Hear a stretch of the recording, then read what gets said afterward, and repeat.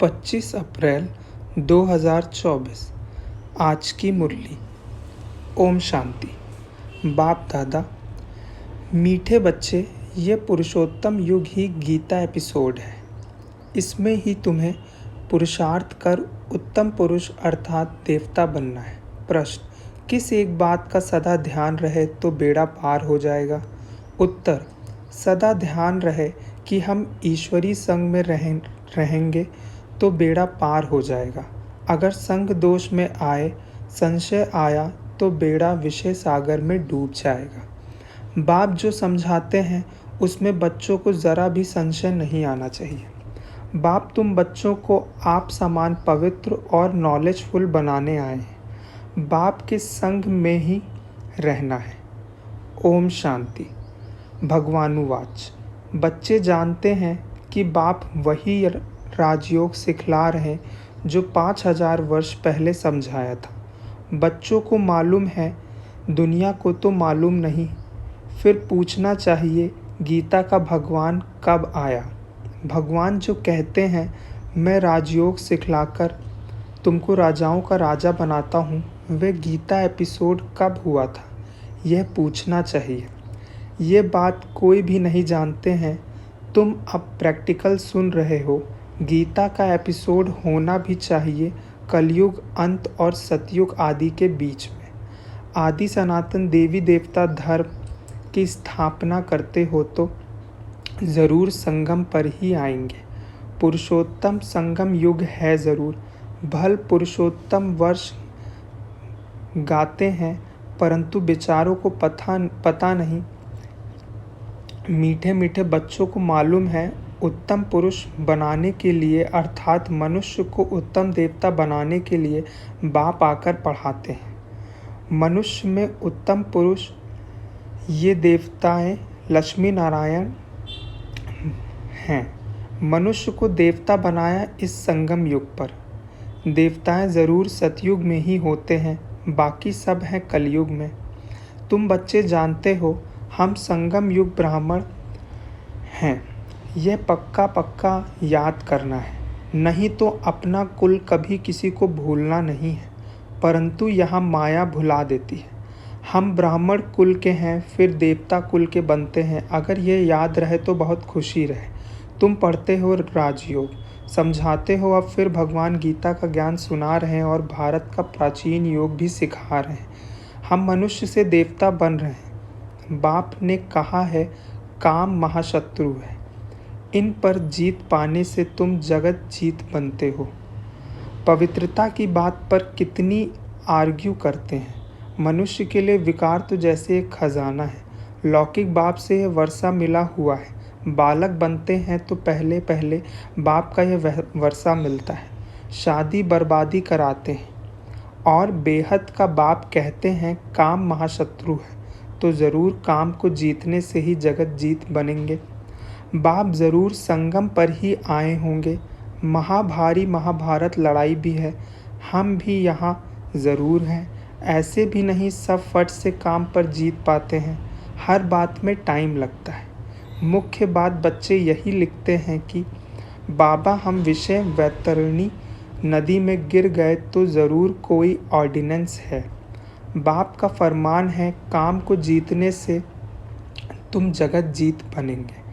ऐसा नहीं जगत जीत बनकर फिर विकार में जाते होंगे। जगत जीत ये लक्ष्मी नारायण है। इनको कहा जाता है संपूर्ण निर्विकारी।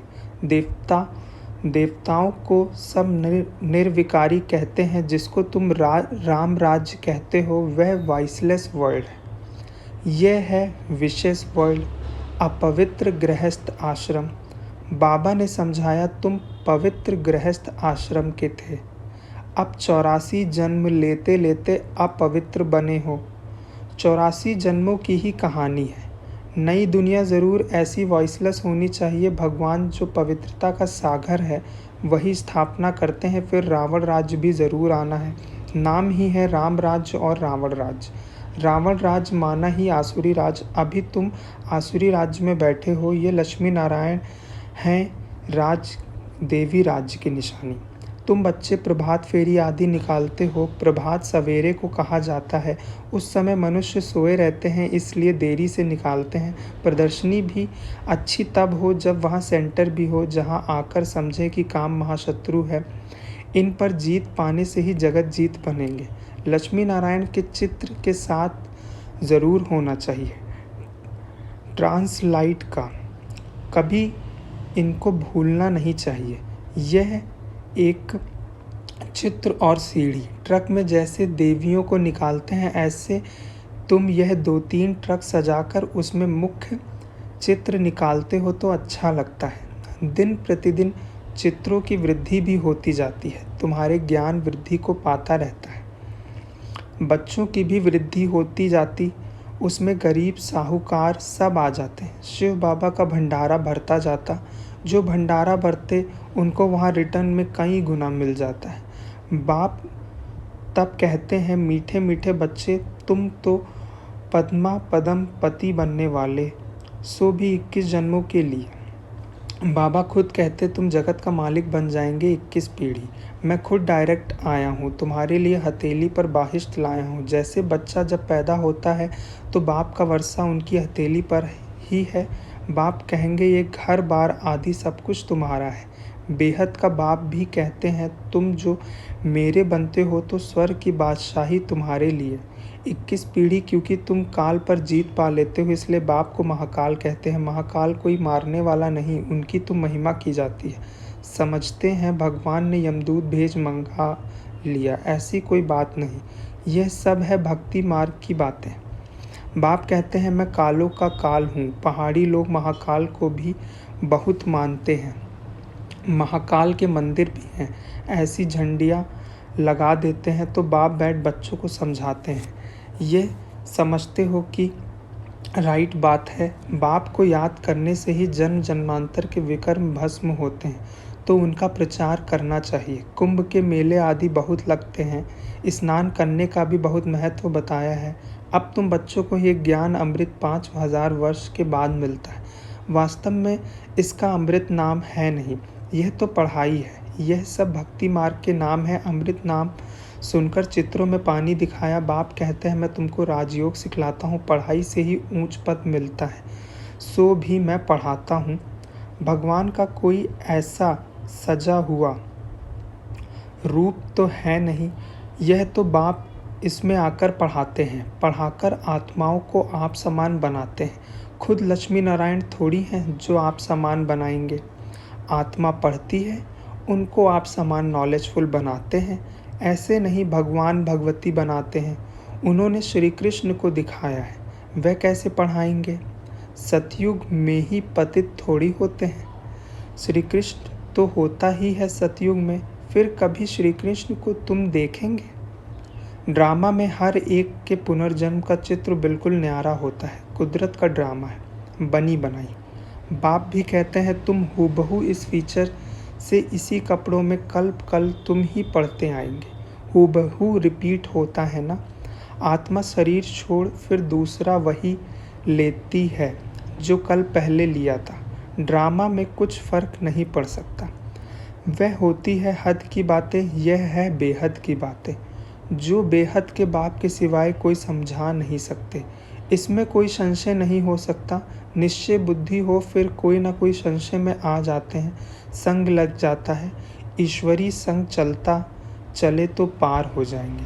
संग छोड़ा तो विषय सागर में डूब पड़ेंगे। एक तरफ है क्षीर सागर, दूसरे तरफ है विषय सागर। ज्ञान अमृत भी कहते हैं। बाप है ज्ञान सागर, उनकी महिमा भी है। जो उनकी महिमा है वह लक्ष्मी नारायण को दे नहीं सकते। बाप हैं पवित्रता का सागर। भल वह देवताएं सतयुग त्रेता में पवित्र हैं, परंतु सदैव के लिए तो नहीं रहते, फिर भी आधा कल्प के बाद गिरते हैं। बाप कहते हैं, मैं आकर सबकी सद्गति करता हूँ। सद्गति दाता मैं एक हूँ। तुम सद्गति में जाते हो, फिर ये बातें ही नहीं होती। अब तुम बच्चे सम्मुख बैठे हो। तुम ही शिव बाबा से पढ़कर टीचर बने हो। मुख्य प्रिंसिपल वह है। तुम आते भी उनके पास हो। कहते हैं हम शिव बाबा के पास आए। अरे वह तो निराकारी है। हाँ, वह आते हैं इनके तन में, इसलिए कहते हैं बाप के पास जाते हैं। यह बाबा है उनका रथ, जिस पर उनकी सवारी है। उनको रथ, घोड़ा, अश्व भी कहते हैं। इस पर भी एक कथा है। दक्ष प्रजापिता ने यज्ञ रचा, कहानी लिख दी, परंतु ऐसा तो है नहीं। शिव भगवानुवाच, मैं तब आता हूँ जब भारत में अति धर्म ग्लानि होती है। गीतावाद भल कहते हैं यदा यदा ही, परंतु अर्थ नहीं समझते हैं।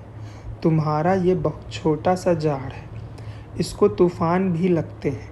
नया झाड़ है ना, फिर यह फाउंडेशन भी है। इनके अनेक धर्मों के बीच एक आदि सनातन देवी देवता धर्म का सैपलिंग लगाते हैं। कितनी मेहनत है, औरों को मेहनत लगती नहीं, वह ऊपर से आते रहते हैं। यहाँ तो जो सतयुग त्रेता में आने वाले हैं उन्हीं की आत्माएं बैठ पड़ती हैं।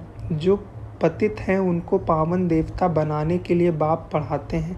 गीता तो यह भी बहुत पढ़ते थे, जैसे जब आत्माओं को याद कर दृष्टि दी जाती है तो पाप कट जाएं। भक्ति मार्ग में फिर गीता के आगे जल रखकर बैठ पड़ते हैं। समझते हैं पितरों का उद्धार होगा, इसलिए पितरों को याद करते हैं। भक्ति में गीता का बहुत मान रखते हैं। अरे बाबा, कोई कम भक्त था क्या? रामायण आदि सब पढ़ते थे, बहुत खुशी होती थी। वह सब पास्ट हो गया। अब बाप कहते हैं बीती को चितवो नहीं, बुद्धि से सब निकाल दो। बाबा ने स्थापना, विनाश और राजधानी का साक्षात्कार कराया तो वह पक्का हो गया। यह सब खलास होना है। यह पता नहीं था, बाबा ने समझाया यह सब होगा। देर थोड़ी ही है, हम जाकर फलाना राजा बनूंगा। पता नहीं बाबा क्या क्या समझाते रहते थे। तुम बच्चे जानते हो बाबा की प्रवेशता कैसे हुई, ये बातें मनुष्य नहीं जानते। ब्रह्मा विष्णु शंकर का नाम तो लेते हैं, परंतु इन तीनों लोकों में से भगवान किस में प्रवेश करते हैं अर्थ नहीं जानते। वो लोग विष्णु का नाम लेते हैं, अब वह तो देवता हैं, वह कैसे पढ़ाएंगे? बाबा खुद बतलाते हैं, मैं इनमें प्रवेश करता हूँ, इसलिए दिखाया है ब्रह्मा द्वारा स्थापना, वह पालना और वह विनाश। यह बड़ी समझने की बातें हैं। भगवानुवाच, मैं तुमको सिखलाता हूँ। वह भगवान कब आया जो राजयोग सिखलाया और राजाई पद दिलाया, यह भी अभी तुम समझते हो। 84 जन्मों का राज भी समझाया है, पूज्य पुजारी का भी समझाया है। विश्व में शांति का राज इन लक्ष्मी नारायण का था ना, जो सारी दुनिया चाहती है। जब लक्ष्मी नारायण का राज्य था तो उस समय सब शांति धाम में थे। अब श्रीमत पर यह कार्य कर रहे हैं, अनेक बार किया है और करते रहेंगे। यह भी जानते हैं कोटों में कोई निकलेगा, देवी देवता धर्म वाले को ही टच होगा। भारत की ही बात है, जो इस कुल के होंगे वह निकल रहे हैं और निकलते रहेंगे, जैसे तुम निकल रहे हो। वैसे और प्रजा भी बनती रहेगी। जो अच्छा पढ़ते वह अच्छा पद पाते। मुख्य ज्ञान योग, योग के लिए ही भी ज्ञान चाहिए। फिर पावर हाउस के साथ योग होना चाहिए। योग विकर्म विनाश होंगे और हेल्दी वेल्दी बनेंगे, पास विद ऑनर भी होंगे। अच्छा, मीठे मीठे सिखिलदे बच्चों प्रति माता पिता बाप दादा का याद प्यार और गुड मॉर्निंग। रूहानी बाप की रूहानी बच्चों को नमस्ते। हम रूहानी बच्चों की रूहानी बाप दादा को याद प्यार और गुड मॉर्निंग। हम रूहानी बच्चों की रूहानी बाप दादा को नमस्ते। धारणा के लिए मुख्य सार, जो बात बीत गई उसका चिंतन नहीं करना है। अब तक जो कुछ पढ़ा उसे भूलना है। एक बाप से सुनना है और अपने ब्राह्मण कुल को सदा याद रखना है। दूसरा, पूरा निश्चय बुद्धि होकर रहना है। किसी भी बात में संशय नहीं उठाना है। ईश्वरीय संग और पढ़ाई कभी नहीं छोड़नी है। वरदान, रूहानी माशूक की आकर्षण में आकर्षित हो, मेहनत से मुक्त होने वाले रूहानी आशिक भाव। माशूक अपने खोए हुए आशुकों को देख खुश होते हैं। रूहानी आकर्षण से आकर्षित हो, अपने सच्चे माशूक को जान लिया, पा लिया, यथार्थ ठिकाने पर पहुंच गए। अब ऐसी आशिक आत्माएं इस मोहब्बत की लकीर के अंदर पहुंचती हैं तो अनेक प्रकार की मेहनत से छूट जाते हैं, क्योंकि यहाँ ज्ञान सागर के स्नेह की लहरें, शक्ति की लहरें सदा के लिए रिफ्रेश कर देती